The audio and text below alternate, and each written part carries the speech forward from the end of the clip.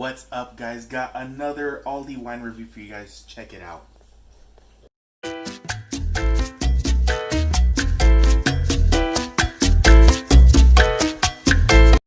Alrighty, so it is a Moiselle.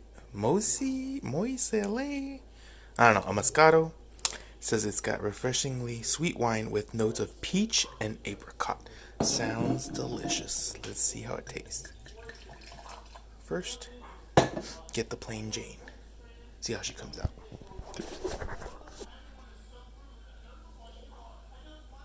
Ooh, definitely sweet. Tastes like grapes, not too alcoholic, which is kind of nice. Cool. Now, to step it up a level. So stepping it up, we got some peaches in there and dried apricots, just like the watermelon. Yes. A couple glugs in there. I wonder if we could fit the whole bottle in there. Beautiful. Let's see if it tastes any different right now.